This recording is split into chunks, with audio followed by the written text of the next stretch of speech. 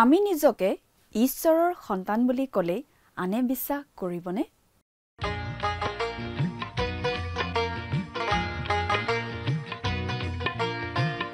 আজিৰে পবিত্ৰ ক্ষণতে উজলি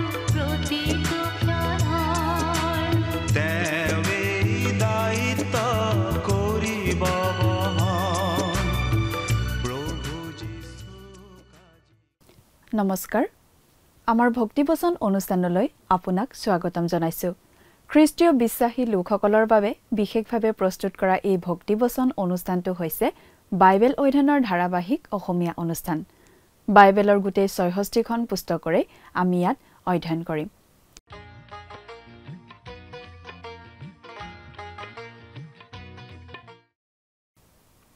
প্ৰিয় দৰ্শক, আমি এতিয়া বাইবেলৰ নতুন নিয়ম খণ্ডৰ যোহনৰ প্ৰথম পত্ৰ বা চমুকৈ প্ৰথম যোহন নামৰ পুস্তকখন অধ্যয়ন কৰি আছো।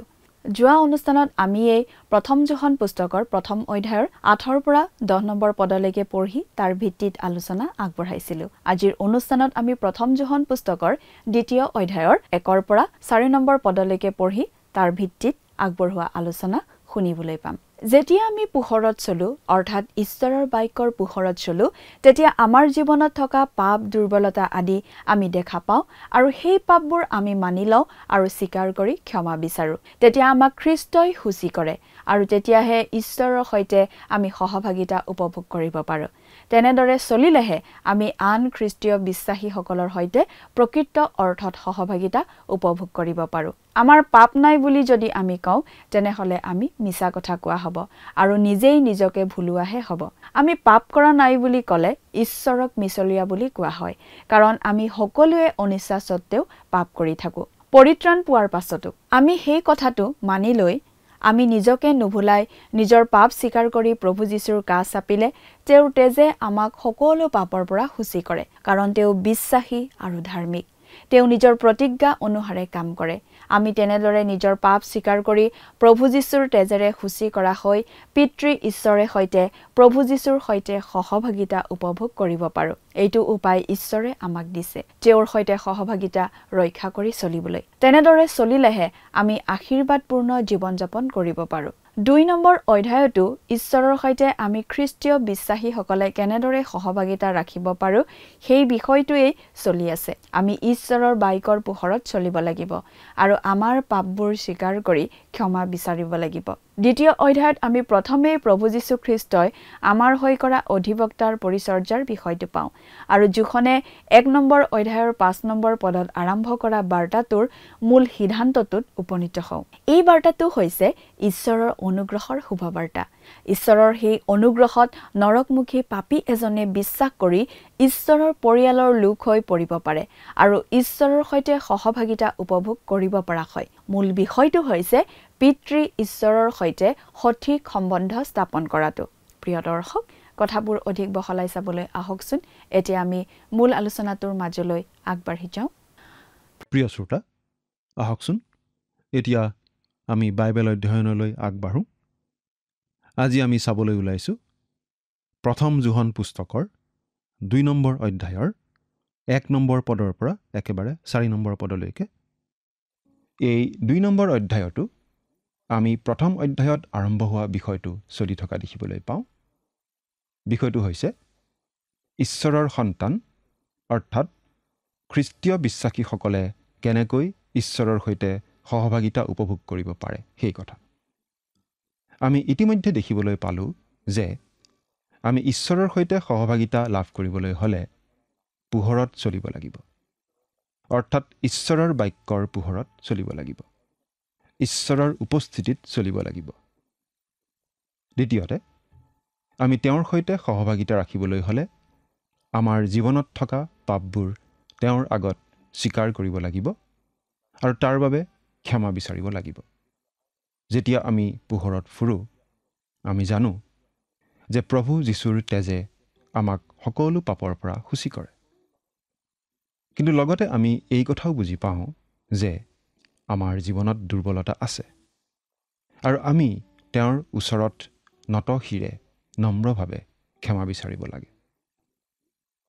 আমি এই বুলিও পালোঁ যে আমি যদি আমাত পাপ নাই বুলি কওঁ, আমি নিজেই নিজকে ভুলাওঁ। আমি যদি আমাৰ পাপ নাই বুলি কওঁ, তেন্তে আমি ঈশ্বৰক মিছলীয়া বুলি কোৱাৰ নিচিনা হয়, কাৰণ ঈশ্বৰে আমাৰ জীৱনত পাপ থকা বুলি কয়। আমি এই কথাও পালোঁ যে আমি আমাৰ পাপবোৰ স্বীকাৰ কৰিলে ধাৰ্মিক আৰু বিশ্বাসী ঈশ্বৰে আমাৰ সকলো পাপ ক্ষমা কৰিবই। ঈশ্বৰে তেওঁৰ কথা ৰাখিবই। তেওঁ তেওঁৰ প্ৰতিজ্ঞা পালন কৰিবই। 2য় অধ্যায়ত আমি আন এটা বিশেষ বিষয় পাওঁ। প্ৰভু যীশু যে আমাৰ হকে নিবেদন কৰোঁতা, তেওঁ যে আমাৰ অধিবক্তা বা উকিলৰ নিচিনা সেই কথা। প্ৰথম অধ্যায়ৰ 5 নম্বৰ পদত পোৱা কথাখিনিৰ এটা সিদ্ধান্ত আমি ইয়াত পাওঁ। সেই কথাটোনো কি? পদটো পঢ়ি দিছোঁ। প্ৰথম অধ্যায়ৰ 5 নম্বৰ পদটো, আমি যি বাৰ্তা তেওঁৰ পৰা শুনি তোমালোকক জনাইছোঁ সেয়ে এই, ঈশ্বৰ পোহৰ আৰু আন্ধাৰ তেওঁত এফেৰিও নাই। আমি যি বাৰ্তা তোমালোকক জনাইছোঁ, সেই বাৰ্তাটোনো বাৰু কি? সেই বাৰ্তাটো হৈছে ঈশ্বৰৰ অনুগ্ৰহৰ শুভবাৰ্তা। এই অনুগ্ৰহই নৰকগামী পাপী লোকক খ্ৰীষ্টত স্থাপন কৰা সৰল বিশ্বাসৰ ভিত্তিত উদ্ধাৰ কৰে আৰু তেওঁক ঈশ্বৰৰ পৰিয়ালৰ সদস্য কৰি তোলে আৰু খ্ৰীষ্টৰ সৈতে উত্তৰাধিকাৰী কৰি তোলে। পিতৃ ঈশ্বৰৰ সৈতে যি বিশেষ সম্বন্ধ গঢ়ি তোলে সেইটো অতি গুৰুত্বপূৰ্ণ কথা। এতিয়া আমি বাইবেলৰ পৰা চাই যাম। অনুগ্ৰহ কৰি আপোনাৰ বাইবেলখন মেলি লওকচোন। প্ৰথম যোহন 2 অধ্যায় 1 পদটো পাঠ কৰি দিছোঁ। হে মোৰ বোপাহঁত, তোমালোকে যেন পাপ নকৰা এই আশয়েৰে মই তোমালোকলৈ এইবোৰ কথা লিখিছোঁ। আৰু কোনোৱে যদিও পাপ কৰে, তথাপি পিতৃৰ আগত আমাৰ সহায়কৰ্তা ধাৰ্মিক যীশুখ্ৰীষ্ট আছে। হে মোৰ বোপাহঁত, তোমালোকে যেন পাপ নকৰা এই আশয়েৰে মই তোমালোকলৈ এইবোৰ কথা লিখিছোঁ। যোহনে এই কথাবোৰ লিখি আছে কাৰণ ঈশ্বৰে বিচাৰে তেওঁৰ সন্তানবোৰে যাতে পাপ নকৰে। আমি যাতে পাপ নকৰোঁ তাৰ বাবে ঈশ্বৰে যথেষ্টখিনি ব্যৱস্থা আমাৰ বাবে কৰি দিছে। কিন্তু সেই ব্যৱস্থাখিনি গ্ৰহণ কৰাৰ ক্ষেত্ৰতো আমি বহু সময়ত দুৰ্বল আৰু অসম্পূৰ্ণ, কাৰণ আমাৰ দুৰ্বলতা। এই পদটোত এই বুলি কোৱা নাই যে আমি কেতিয়াও পাপ কৰিব নোৱাৰোঁ, অৰ্থাৎ পাপ কৰাৰ সামৰ্থ্য আমাৰ নাই বুলি কোৱা হোৱা নাই। কিন্তু আমালৈ এই কথাবোৰ এই কাৰণে লিখা হৈছে যাতে আমি পাপ নকৰোঁ। পাপ কৰাৰ সামৰ্থ্য থকাটো যেন আমি আৰু পাপ নকৰোঁ। ঈশ্বৰে বিচাৰে আমি যাতে এনে এটা জীৱন যাপন কৰোঁ যি জীৱনে তেওঁক সন্তুষ্ট কৰি ৰাখে। অৰ্থাৎ ঈশ্বৰে বিচাৰে আমি যাতে বাধ্যতাৰ জীৱন যাপন কৰোঁ, তেওঁৰ প্ৰতি বাধ্যতা প্ৰদৰ্শন কৰি জীৱন যাপন কৰোঁ, তেওঁৰ বাক্যৰ প্ৰতি বাধ্যতা ৰাখি যাতে আমি জীৱন কটাওঁ, তাকেই ঈশ্বৰে বিচাৰে। এই কথাটো আমি আগতেও কৈ আহিছোঁ যে এই প্ৰথম যোহন পত্ৰখন এখন পাৰিবাৰিক পত্ৰ। ঈশ্বৰৰ পৰিয়ালৰ লোক অৰ্থাৎ খ্ৰীষ্টীয় বিশ্বাসীসকলক উদ্দেশ্যি লিখা পত্ৰ। আৰু ইয়াত ঈশ্বৰৰ পৰিয়ালৰ মাজত থাকিব লগা সম্বন্ধ অৰ্থাৎ বিশেষভাৱে সহভাগিতাৰ কথা গুৰুত্ব দি কোৱা হৈছে। এই কথাটো আমি বাৰে বাৰে উল্লেখ কৰিছোঁ কাৰণ আজিকালি খ্ৰীষ্টীয় মণ্ডলী যে এক শৰীৰ, এই বিষয়টোৰ ওপৰত যথেষ্ট শিক্ষা দিয়া হয়। সকলোবোৰ খ্ৰীষ্টীয় বিশ্বাসী সেই শৰীৰৰ অংগ প্ৰত্যংগ। এই শৰীৰৰ বিষয়টো আমি বিশেষভাৱে পঢ়িবলৈ পাইছিলোঁ ইফিচিয়া পত্ৰত। আৰু এতিয়া আমি শৰীৰ বিষয়টোৰ পৰা পৰিয়ালৰ বিষয়টোত সোমাই পৰিছোঁ। আমি খ্ৰীষ্টীয় বিশ্বাসীসকল একেটা শৰীৰ আৰু সেই শৰীৰৰ মূৰ হৈছে যীশুখ্ৰীষ্ট। কিন্তু আমি খ্ৰীষ্টীয় বিশ্বাসীসকল একেটা পৰিয়ালৰো সদস্য, ঈশ্বৰৰ পৰিয়াল। আৰু আমাৰ সম্বন্ধৰ বিষয়টো অতি দৰকাৰী। আমাৰ পিতৃ ঈশ্বৰৰ সৈতে আমাৰ সহভাগিতা থকাটো অতি প্ৰয়োজনীয় কথা। হে মোৰ বোপাহঁত, এইটো বিশেষভাৱে মন কৰিবলগীয়া সম্বোধন। এই বোপাহঁত শব্দটো আহিছে মূল গ্ৰীক শব্দ টেকনিয়াৰ পৰা, আৰু ইয়াৰ অৰ্থ হৈছে হে কণমানি সন্তানবোৰ, তোমালোকে যেন পাপ নকৰা এই আশয়েৰে মই তোমালোকলৈ এইবোৰ কথা লিখিছোঁ। আচলতে আমি কোনেও কেতিয়াও পাপ নকৰা অৱস্থাটো পোৱা নাই। অৱশ্যে কোনো লোকে এনে নিষ্পাপ অৱস্থা এটা লাভ কৰা বুলি দাবী কৰে। এবাৰ এজন শিক্ষকে এই বিষয়ে শিক্ষা দি আছিল। মানুহ যে সম্পূৰ্ণ শুদ্ধ সিদ্ধ নহয় সেই বিষয়ে শিক্ষা দি হঠাতে তেওঁ মানুহবোৰক সুধিলে, আপোনালোকৰ মাজৰ কোনোবাই বাৰু সম্পূৰ্ণ শুদ্ধ সিদ্ধ মানুহ কেতিয়াবা লগ পাইছেনে? মানুহবোৰ নিমাতে থাকিল। হঠাতে একেবাৰে শেষৰ শাৰীত বহি থকা ডেকা মানুহ এজনে হাত দাঙি ক'লে, মই দেখা নাই, কিন্তু তেনে মানুহ এজনৰ বিষয়ে শুনিছোঁ। তেওঁনো কোন? শিক্ষকজনে সুধিলে। ডেকাজনে অলপ লাজকৈ উত্তৰ দিলে, মোৰ পত্নীৰ আগৰজন স্বামী। সেই ডেকাজনৰ দুখ দেখুৱাবলৈ তেওঁৰ পত্নীয়ে নিজৰ আগৰ গিৰিয়েকজনৰ কথা খুব কৈছিল। কিন্তু কোনো মানুহেই সম্পূৰ্ণ শুদ্ধ অৱস্থা এটা লাভ কৰা নাই, এই কথাই সত্য। আমি যদি নিজৰ কথা কোনো লোকঢাক নকৰাকৈ ক'ব খোজোঁ, তেন্তে আমি স্বীকাৰ কৰিবই লাগিব যে ঈশ্বৰে আমাক এতিয়াও সম্পূৰ্ণ শুদ্ধ কৰি পেলোৱা নাই। পাচনি জোহনে লিখিছে, হে মোৰ বোপাহঁত, তোমালোকে যেন পাপ নকৰা, এই আশয়েৰে মই তোমালোকলৈ এইবোৰ কথা লিখিছোঁ। আমি পাপপূৰ্ণ জীৱন কটোৱাটো ঈশ্বৰে নিবিচাৰে। আমি পাছত এই বুলিও পাম যে যিকোনো ঈশ্বৰৰ পৰা জন্ম পোৱা হয় তেওঁ পাপ নকৰে। 1 জোহন 5:18। ইয়াৰ অৰ্থ এইয়ে যে যিসকল ঈশ্বৰৰ পৰা জন্ম পোৱা লোক তেওঁলোকে পাপ কৰি নাথাকে, পাপত মজি থাকিব নোৱাৰে, পাপপূৰ্ণ জীৱন কটাই থাকিব নোৱাৰে। সেই অপব্যয় পুত্ৰই গাহৰিৰ গঁড়ালতেই থাকি যোৱা নাছিল, অনুতাপ কৰি আকৌ পিতৃৰ ওচৰলৈ উভতি আহিছিল। কিয়? কাৰণ তেওঁ গাহৰি নহয়, তেওঁ সেই পিতৃৰ পুত্ৰ আছিল। কিন্তু উপদেশক 7:20 কোৱা এই কথাখিনিও আমি মনত ৰাখিব লাগে যে এই পৃথিৱীত ধাৰ্মিক এজনো নাই। সদায় কেৱল সৎ কাম কৰা আৰু কেতিয়াও পাপ নকৰা কোনো নাই। আজি হয়তো আমি এনেদৰে ক'ব পৰা অৱস্থা এটা পাইছোঁ যে আমি দেখাত একো বেয়া কাম কৰা নাই, কিন্তু ভাল কাম কিমান কৰিছোঁ। জাকুবৰ পত্ৰত এনেদৰে লিখা আছে, এতেকে যিকোনোৱে সৎকৰ্ম কৰিবলৈ জানিও তাক নকৰে তাৰ পাপ হয়। জাকুব 4:17। আমি কিবা কৰাৰ দ্বাৰাও পাপী হ'ব পাৰোঁ আৰু কিবা নকৰাৰ দ্বাৰাও পাপী হ'ব পাৰোঁ। আমি পোহৰত চলিব লাগে।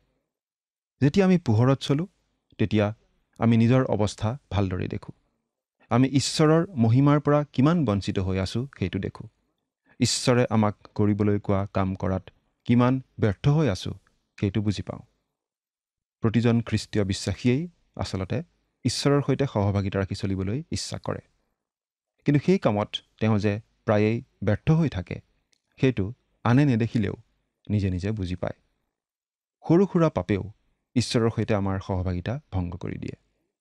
এবাৰ স্পাৰ্জন নামৰ বিখ্যাত বাইবেল শিক্ষক এজনে ৰাস্তা পাৰ হৈ থাকোঁতেই হঠাৎ থিয় হৈ প্ৰাৰ্থনা কৰিব ধৰিলে। আন এজন মানুহে সুধিলে, আপুনি অলপ অপেক্ষা কৰি পাছতো প্ৰাৰ্থনা কৰিব পাৰিলেহেঁতেন। তেতিয়া স্পাৰ্জনে উত্তৰ দিলে, নাই, মই হঠাতে অনুভৱ কৰিলোঁ ঈশ্বৰ আৰু মোৰ মাজত যেন কিবা এটা বাধা আহিছে।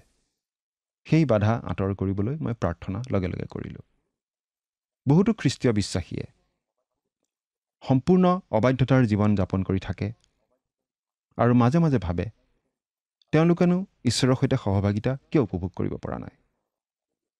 পাপে যে সহভাগিতা ভাঙি দিয়ে সেই কথাটো তেওঁলোকে বুজি পোৱা উচিত। তেওঁলোকে পৰিত্ৰাণ হেৰুৱাই পেলোৱা নাই, কিন্তু পাচনি জোহনে আমাক জনাই দিছে যে কোনোৱে যদিও পাপ কৰে তথাপি পিতৃৰ আগত আমাৰ সহায়কৰ্তা ধাৰ্মিক যীশুখ্ৰীষ্ট আছে। প্ৰভু যীশুক আমাৰ সহায়কৰ্তা বুলি কোৱা হৈছে। ইংৰাজীত এডভোকেট বুলি লিখা আছে, অৰ্থাৎ আমাৰ অধিবক্তা, আমাৰ হকে কথা কওঁতা, আমাৰ হকে নিবেদন কৰোঁতা। ইয়াত ঈশ্বৰক পিতৃ বুলিয়েই কোৱা হৈছে, কাৰণ কোনো খ্ৰীষ্টীয় বিশ্বাসীয়ে কেতিয়াবা পাপ কৰিলেও তেওঁ ঈশ্বৰৰ সন্তান হৈয়ে থাকে। খ্ৰীষ্টই আমাৰ হকে ক্ৰুচত যিখিনি কৰি থৈ গ'ল তাৰ ভিত্তিতেই আমি পৰিত্ৰাণ পাওঁ, আৰু খ্ৰীষ্টই সকলো কৰি থৈ গ'ল। তাত যোগ বিয়োগ কৰিব লগা একো নাই। আমি যদি খ্ৰীষ্টত বিশ্বাস স্থাপন কৰোঁ, আমি খ্ৰীষ্টই সম্পন্ন কৰি থৈ যোৱা কাৰ্যৰ ভিত্তিতেই পৰিত্ৰাণ লাভ কৰোঁ। কিন্তু পৰিত্ৰাণ লাভ কৰাৰ পাছত আমি পিতৃ ঈশ্বৰৰ সৈতে সহভাগিতা উপভোগ কৰি থকাৰ ক্ষেত্ৰতো খ্ৰীষ্টৰ বিশেষ সহায় আমি পাওঁ। যদি আমি পৰিত্ৰাণ পোৱাৰ পাছত পাপ কৰোঁ, তেন্তে আমাৰ হকে পিতৃ ঈশ্বৰৰ আগত নিবেদন কৰাৰ দায়িত্বও প্ৰভু যীশুৱেই লৈছে। এই নিবেদনকৰ্তা বা সহায়কৰ্তা শব্দটো মূল গ্ৰীক শব্দ পেৰাক্লেটছৰ পৰা লোৱা হৈছে। যোহনৰ শুভবাৰ্তাত পবিত্ৰ আত্মাক সান্তনাদাতা হিচাপে বুজাবলৈও এই শব্দটোকে ব্যৱহাৰ কৰা হৈছে। মুঠতে পবিত্ৰ আত্মা এই জগতত আমাৰ সহায়কৰ্তা আৰু প্ৰভু যীশু আমাৰ সহায়কৰ্তা স্বৰ্গত পিতৃ ঈশ্বৰৰ আগত তেওঁ আমাৰ হকে নিবেদন কৰি আছে, প্ৰতিজন খ্ৰীষ্টীয় বিশ্বাসীৰ হকে। প্ৰিয় শ্ৰোতা, আমি কোনো শুদ্ধ সিদ্ধ নহয়। প্ৰভু যীশুক ত্ৰাণকৰ্তা বুলি গ্ৰহণ কৰাৰ পাছতো আমি কেতিয়াবা পাপত পৰিব পাৰোঁ, কিন্তু আমি পৰিত্ৰাণ নেহেৰুৱাওঁ। কিন্তু ছয়তানে আমাৰ মনত নানা সন্দেহ সুমুৱাই দিয়ে। বাইবেলত ছয়তানক অপবাদক বুলি কোৱা হৈছে। ছয়তানে খ্ৰীষ্টীয় বিশ্বাসীৰ বিৰুদ্ধে নানা ওজৰ আপত্তি দেখুৱায়, কিন্তু সেই আপত্তি ঈশ্বৰৰ বিচাৰ সভাত নাকচ হৈ যায়, কাৰণ আমাৰ উকিল বা অধিবক্তা স্বয়ং প্ৰভু যীশুখ্ৰীষ্ট। তেওঁ আমাৰ সকলো পাপৰ শাস্তি নিজে বহন কৰি ক্ৰুচত আমাৰ হৈ শাস্তি বহন কৰিলে। গতিকে আমি আৰু সেই শাস্তি পাব নালাগে। কিন্তু তথাপি আমি প্ৰায়েই ছয়তানৰ ফুচফুচনিলৈ কাণ দিওঁ আৰু হতাশ হ'ব বিচাৰোঁ। কিন্তু প্ৰতিজন খ্ৰীষ্টীয় বিশ্বাসীয়ে মনত ৰখা উচিত, ছয়তানে আমাৰ বিৰুদ্ধে অপবাদহে দিব পাৰে, কিন্তু প্ৰভু যীশুৱে সেই সকলো নাকচ কৰিব পাৰে। তেওঁ ছয়তানতকৈ বহু ওপৰত, তেওঁ স্বয়ং ঈশ্বৰ। এতিয়া ২ নম্বৰ পদটো পাঠ কৰি দিছোঁ। আৰু তেওঁৱেই আমাৰ পাপৰ প্ৰায়চিত্ত, কেৱল আমাৰেই নহয়, গোটেই জগতৰো। তেওঁৱেই আমাৰ পাপৰ প্ৰায়চিত্ত। ইয়াত যি প্ৰায়চিত্ত বুজোৱা হৈছে সেইটো ৰোমীয় পত্ৰত উল্লেখ কৰা প্ৰায়চিত্ততকৈ বেলেগ। ৰোমীয় পত্ৰত প্ৰায়চিত্ত বোলোতে কৰুণাৰ সিংহাসনৰ কথা বুজোৱা হৈছে। খ্ৰীষ্টই প্ৰায়চিত্ত, কৰুণাৰ সিংহাসন, য'ত ঈশ্বৰৰ সৈতে মানুহৰ মিলন হ'ব পাৰে। কিন্তু এই পদটোত প্ৰায়চিত্ত বোলোতে এই কথা বুজোৱা হৈছে যে আমাৰ পাপৰ তেওঁ প্ৰায়চিত্ত কৰিলে। অৰ্থাৎ আমাৰ পাপৰ যি মূল্য আমি দিবলগীয়া আছিল, সেই মূল্য তেওঁ দিলে ক্ৰুচৰ ওপৰত তেওঁৰ অমূল্য তেজ বোৱাই। খ্ৰীষ্ট মোৰ উকিল, তেওঁ মোৰ সহায়কৰ্তা, তেওঁ মোৰ প্ৰায়চিত্তও। ইয়াত কোৱা হোৱা নাই যে আমি কিবা ৰীতি নীতি পালন কৰিলেহে খ্ৰীষ্ট আমাৰ বাবে উকিলৰ নিচিনা হ'ব, বা আমি পাপ স্বীকাৰ কৰিলেহে তেওঁ আমাৰ সহায়কৰ্তা হ'ব বুলিও কোৱা নাই। ইয়াত কোৱা হৈছে কোনোৱে যদি পাপ কৰে তেওঁৰ এজন সহায়কৰ্তা আছে, তেওঁৱেই খ্ৰীষ্ট যীশু। আমি কিবা এটা পাপ কৰাৰ লগে লগেই সেই পাপৰ বাবে ক্ষমা খোজাৰ আগতেই প্ৰভু যীশুৱে আমাৰ হৈ পিতৃ ঈশ্বৰৰ আগত নিবেদন জনায়, কাৰণ আমি কিবা পাপ কৰিলেই ছয়তানে আমাৰ বিৰুদ্ধে অভিযোগ আনে। গতিকে প্ৰভু যীশুৱে লগে লগে আমাৰ হৈ ওকালতি কৰে, আৰু তাৰ পাছত পবিত্ৰ আত্মাই আমাৰ অন্তৰলৈ অনুশোচনা আনি দিয়ে, আৰু আমি পিতৃ ঈশ্বৰৰ আগত সেই পাপ স্বীকাৰ কৰি ক্ষমা বিচাৰোঁ। নিষ্ঠাবান খ্ৰীষ্টীয় বিশ্বাসীজনে সদায় পিতৃ ঈশ্বৰক সন্তুষ্ট কৰিবলৈ বিচাৰিবই। দায়ুদৰ নিচিনাকৈ এনেদৰে প্ৰাৰ্থনা কৰিবই। হে ঈশ্বৰ, মোৰ বুজ বিচাৰ লৈ মোৰ মন জানা, মোক পৰীক্ষা কৰি মোৰ কল্পনা বুজা, আৰু মুঠ দুষ্টতাৰ কোনো পথ আছে কি নাই তাক চোৱা, আৰু অনন্ত পথত মোক গমন কৰোৱা। গীতমালা 139 নম্বৰ 23 আৰু 24 পদ। এতিয়া আমি 3 নম্বৰ পদটো পাঠ কৰি দিছোঁ। আৰু আমি তেওঁৰ আজ্ঞাবোৰ যদি পালন কৰোঁ, তেন্তে তাৰ দ্বাৰাই আমি জানো যে তেওঁক জানিলোঁ। প্ৰথমতে আমি এটা কথা স্পষ্ট কৰি দিব খুজিছোঁ যে ইয়াত পৰিত্ৰাণৰ নিশ্চয়তাৰ কথাটোহে কোৱা হৈছে। খ্ৰীষ্টত বিশ্বাস স্থাপন কৰাৰ লগে লগে আমি পৰিত্ৰাণ পাওঁ, ঈশ্বৰৰ পৰিয়ালৰ সদস্য হৈ পৰোঁ। কিন্তু আমি যে ঈশ্বৰৰ পৰিয়ালৰ সদস্য হ'লোঁ, সেই কথাটো কেনেকৈ জানিম? ইয়াত এই কথাটো কোৱা হৈছে যে ঈশ্বৰৰ আজ্ঞাবোৰ পালন কৰাৰ দ্বাৰা আমাৰ হৃদয়লৈ এই নিশ্চয়তা আহে। আমি যে ঈশ্বৰৰ পৰিয়ালৰ লোক হ'লোঁ, সেই নিশ্চয়তা আমি লাভ কৰোঁ।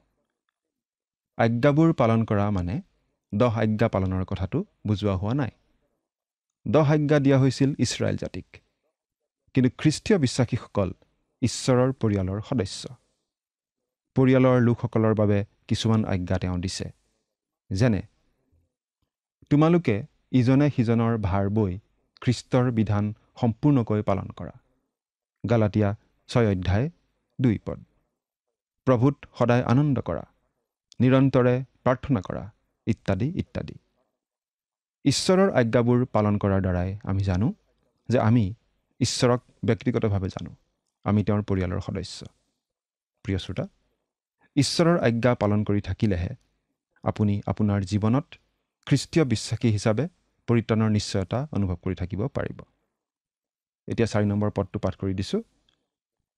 মই তেওঁক জানিলোঁ, ইয়াকে বুলি যিকোনোৱে তেওঁৰ আজ্ঞাবোৰ পালন নকৰে তেওঁ মিছলীয়া আৰু তেওঁৰ অন্তৰত সত্যতা নাই। আমি যদি প্ৰভু যীশুক গ্ৰহণ কৰা বুলি আনৰ আগত কওঁ আৰু প্ৰভু যীশুক গ্ৰহণ কৰি ঈশ্বৰৰ সন্তান হ'লোঁ বুলি কওঁ, ঈশ্বৰক জানিলোঁ বুলি কওঁ, তেনেহ'লে সেই কথা আমাৰ মুখৰ কথাৰে নহয়, কিন্তু আমাৰ কামেৰে প্ৰকাশ পাই উঠিব। ঈশ্বৰৰ আজ্ঞা পালন কৰাৰ দ্বাৰাই সেই কথাৰ প্ৰমাণ প্ৰকাশ পাই উঠিব। কোনোৱে যদি ঈশ্বৰক জানিলোঁ বুলি কয় কিন্তু ঈশ্বৰৰ আজ্ঞা মানি নচলে, তেন্তে তেওঁক মিছলীয়া বুলি সকলোৱে ক'ব। তেওঁৰ অন্তৰত সত্যতা নাই বুলি ইয়াত কোৱা হৈছে। মুঠতে যদিহে আমি প্ৰভু যীশুক গ্ৰহণ কৰি ঈশ্বৰৰ সন্তান হ'লোঁ, পৰিত্ৰাণ লাভ কৰিলোঁ, তেন্তে আমি সকলো ধৰণে ঈশ্বৰক সন্তুষ্ট কৰিবলৈ বিচাৰিমেই।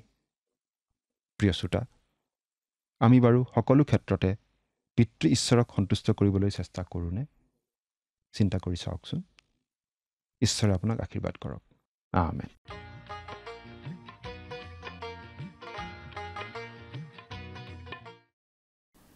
আমি নিজকে ঈশ্বৰৰ সন্তান বুলি ক'লেই আনে বিশ্বাস কৰিবনে?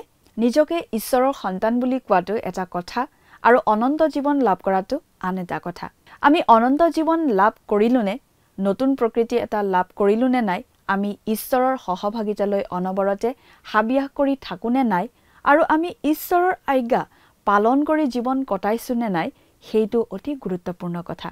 ঈশ্বৰৰ বাক্যলৈ অলপো হাবিয়াস নথকা, ঈশ্বৰৰ সৈতে সহভাগিতা ৰখাত অলপো গুৰুত্ব নিদিয়া, ঈশ্বৰৰ প্ৰতি অবাধ্য হৈ চলা লোক এজনে নিজকে এজন ঈশ্বৰৰ সন্তান বুলি ক'লে আনে গ্ৰহণ কৰিবলৈ নিশ্চয় টান পাব। যোহনে স্পষ্ট কৰি দিছে যে আমি যদি ঈশ্বৰৰ আজ্ঞাবোৰ মানি চলো, সেইটোৱে প্ৰমাণ কৰি দিয়ে যে আমি ঈশ্বৰক জানো। প্ৰিয় দৰ্শক, আজিলৈ আমাৰ অনুষ্ঠানটো ইমানতে সামৰণি মাৰিব খুজিছোঁ। পৰৱৰ্তী অনুষ্ঠানত আপোনালোকক পুনৰ লগ পোৱাৰ আশা ৰাখিছোঁ। সামৰণি মৰাৰ আগতে আহকচোন আমি খন্তেক প্ৰাৰ্থনাত মূৰ্ণত কৰোঁ হওক। স্বৰ্গত থকা অতি মৰমীয়াল দয়ালু পিতৃ ঈশ্বৰ, প্ৰভু তোমাক ধন্যবাদ দিওঁ তোমাৰ পবিত্ৰ বাক্য অধ্যয়নৰ সুন্দৰ সময় তুমি আমাক প্ৰত্যেককে দান কৰাৰ বাবে। দয়ালু মৰমীয়াল পিতৃ ঈশ্বৰ, সেইমতে প্ৰাৰ্থনা কৰিছোঁ তোমাৰ চৰণত, তোমাৰ যি পবিত্ৰ বাক্য আমি অধ্যয়ন কৰিলোঁ, এই বাক্যবোৰ যাতে প্ৰত্যেকে নিজৰ হৃদয়ত প্ৰভু ৰাখি যাতে সেই বাক্যবোৰ তেওঁলোকে সেইমতে চলি যাব পাৰিব, তেনে তুমি আশীৰ্বাদ কৰিবা। আৰু প্ৰভু, যাতে যি প্ৰেমৰ কথা আমি শিকিলোঁ, সেই প্ৰেম যাতে তেওঁলোকে আনক নিস্বাৰ্থভাৱে কৰিব পাৰিব আৰু তোমাৰ সন্তান হোৱাৰ সেই পৰিচয় যাতে তেওঁলোকে দিবলৈ পাৰিব, তেনে আশীৰ্বাদ কৰা। এই সকলো যাচনা মহান ত্ৰাণকৰ্তা প্ৰভু যীশুখ্ৰীষ্টৰ নামত অৰ্পণ কৰিলোঁ। আমেন। প্ৰিয় দৰ্শক, যোৱা অনুষ্ঠানৰ প্ৰশ্নটোৰ শুদ্ধ উত্তৰটো হৈছে অপশ্যন বি, সমলগীয়। আজিৰ অনুষ্ঠানৰ ওপৰত আধাৰিত প্ৰশ্নটো হৈছে ৰোমিয়া পত্ৰত প্ৰায়শ্চিত শব্দটোৱে মানে কি বুজাইছে? অপশ্যন এ কৰুণাৰ সিংহাসন, অপশ্যন বি অনুগ্ৰহৰ সিংহাসন, অপশ্যন চি দয়াৰ সিংহাসন, অপশ্যন ডি প্ৰেমৰ সিংহাসন। প্ৰিয় দৰ্শক, আজিৰ প্ৰশ্নৰ সঠিক উত্তৰটো আজি সন্ধিয়া 6 বজাৰ আগেয়ে আপোনাৰ নাম আৰু সম্পূৰ্ণ ঠিকনাৰে সৈতে আমালৈ 7429840242 নম্বৰত SMS নাইবা হোৱাটছআপ যোগে প্ৰেৰণ কৰক। প্ৰিয় দৰ্শক, আপুনি যদি আমাৰ এই অনুষ্ঠানৰ যোগেদি আশীৰ্বাদপ্ৰাপ্ত হৈছে আৰু আমাৰ লগত কথা পাতিবলৈ বিচাৰিছে বা আপোনাক প্ৰাৰ্থনাৰ সহায়ো পৰামৰ্শ লাগে, তেন্তে আমালৈ 7429840242 এই নম্বৰত পোনপটীয়াকৈ ফোন কৰিব পাৰিব। ধন্যবাদ।